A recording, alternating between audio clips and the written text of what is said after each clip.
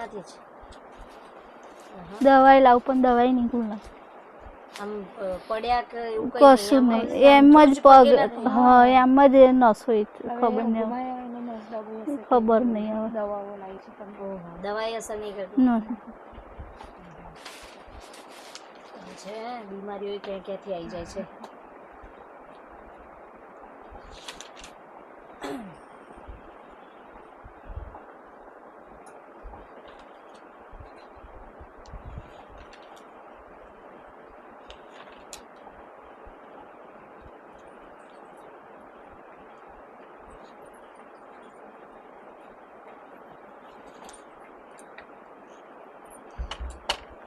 ક્યાંથી પધાર્યા છો? બરોડાથી. બેન છે અત્યારે બરોડાથી પધાર્યા છે.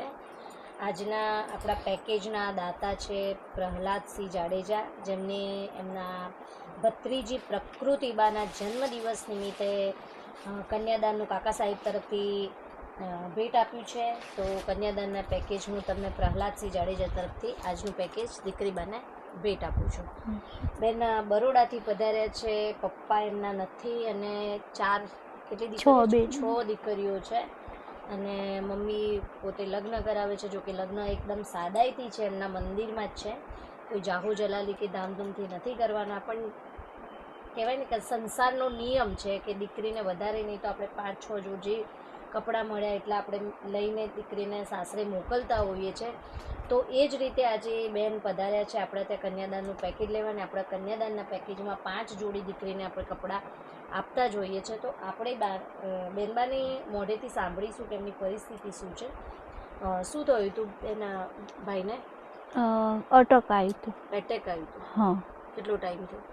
વરસ થયું. વરસ જેવું થયું? 1 વર્ષ મહિનો થયો. કેટલી દીકરીઓ પરણાઈ છે? 5. 5 દીકરીઓ પરણાઈ. 5 દીકરીઓને પરણાઈ દીધા, 6ઠી દીકરી બાકી છે. અને મને બેને કીધું કે બધા જમાઈને જમાઈને બધું જે બી છે જે જમાઈ દીકરા બરોબર જ કહેવાય. જો સમજે તો દીકરા બરોબર છે. એટલે એ રીતે જમાઈ બધા એમને ટેકો કરે છે અને દીકરીનું લગ્ન લીધું છે. દીકરી બી આપણી સાથે આવ્યા છે. શું કરો છો બેટા તમે? ઘરે છો. ભણ્યા છો? 12 પાસ કર્યું.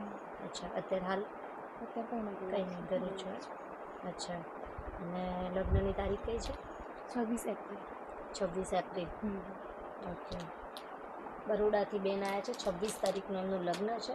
પેકેજ તમને જે બતાવ્યું એ ગમ્યું? તમે તમારી ચોઈસનું લીધું છે? ઓકે, સરસ. આપણે દીકરીને એમના પસંદગીની સાડીઓ, પસંદગીની કટલરીને બધું આપણે આપી દીધું છે. આવા કોઈ દીકરી હોય તો જાણ કરજો. આપણે દાતાશ્રી મળશે તો ચોક્કસ આપણે પેકેજ એમને આપીશું. અને આટલી મોંઘવારીમાં દીકરીઓને પરણાવી એટલે એ છે. પણ 4 દીકરીઓ તમે ચલો ધામધૂમથી પરણાવી દીધી છે, 5 દીકરીઓ, અને છઠ્ઠાને તો પપ્પા નથી એટલે ચિંતા ના કરો. તમે છો ને, તમે બાપ સમા. આપણે જો દીકરીના બાપ આપણે થઈ જવા ખ્યાલ આવ્યો.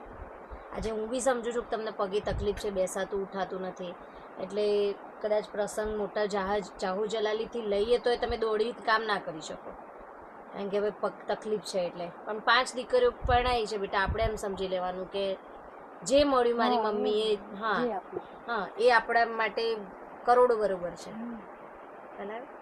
અને કદાચ હું તો એમ કહું છું કે ભગવાને લઈ લીધા તમારા પપ્પાને હોત તો એ બી તમારું એ 5 દીકરીઓના જેમ જ અવસર કરે, ખ્યાલ આવે.